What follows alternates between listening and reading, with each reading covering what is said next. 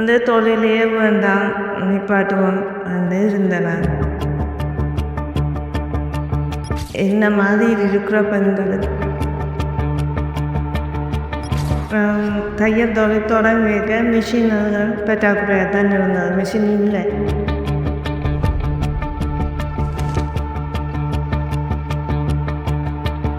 என்னுடைய பேர் பிரியதர்ஷினி. இந்த நிறுவனத்தின் பேர் சக்தி தையலகம்.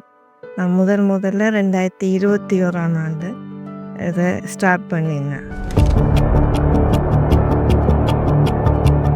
தையல் தொழிலை முதலாக செய்யக்க மகனுக்கு ஒரு பஞ்சு வச்ச வெட்டி தைச்சு போட்டு பார்க்கணுன்ற ஆசையில் கையால் தைச்சேன். அப்போ இதையே பிஸ்னஸாக செய்தால் நல்லா இருக்குமென்னு சொல்லிச்சினா, நல்லா இருந்ததுன்னு சொல்லிச்சினா, பின்ன தையல் தொழிலை தொடங்கி செய்து கொண்டு வரேன்.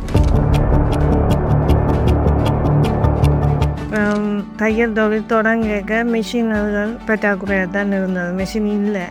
வெளியில் தான் போய் தைச்சி செய்து கொண்டிருந்தேன். பேருந்து வேர்ல்ட் விஷன் மூலம் எனக்கு ஒரு மிஷின் கிடைச்சது. பேருந்து எனக்கு தொழில்துறை திணைக்களம் மூலம் ஒரு மிஷின் கிடைச்சது. மற்ற மிஷின் நான் வேண்டினேன். அது கொஞ்சம் சவாலாக இருந்தது. பிறகு பேட்டரி தொழில் செய்யும்போது மூலப்பொருள் விலையேற்றமும் இறக்குமதியாலையும் பேட்டரி தொழில் பாதிக்கப்பட்டது. அதனால் பேட்டரி தொழிலை நிப்பாட்டிட்டு தையல் தொழிலில் முழு வேகமாக இறங்கினேன். கடைக்கு தோதி பஞ்சவச்ச வேட்டி கொடுக்குறேன்னா அதை இந்தியன் பஞ்சவச்ச வேட்டி நிறைய இருக்கிறதால எனக்கு பஞ்சவச்ச வேட்டியை ஆக்கள் எடுக்கிறதுல சவாலான பிரச்சனையாக இருக்குது. இனி எதிர்வருங்காலத்தில் நான் என்ன மாதிரி இருக்கிற பெண்களுக்கு வேலை வாய்ப்பு கொடுப்பதன் மூலம் வியாபாரத்தை என்ன மாதிரி இருக்கிற பெண்களை சேர்த்து கொள்வதன் மூலம் சமூகத்தில் ஒரு மாற்றத்தை கொண்டு வருவேன்.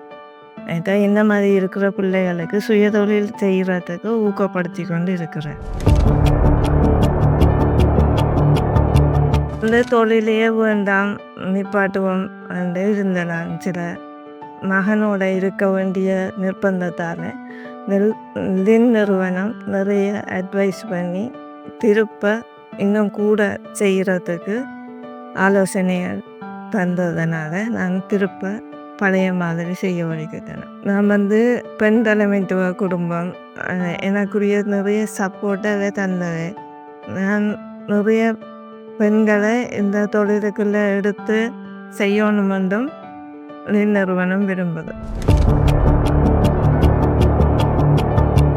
என்னோட இந்த 32 சைஸ் பொம்மை மட்டும்தான் இருக்குது.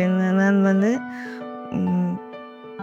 நிறைய செய்கிறதுக்கு மற்ற சைஸ் உள்ள பொம்மைகள் இருந்தால் தான் என்னால் இலகுவாக இதை செய்ய முடியும். அதுக்கான உதவி தான்.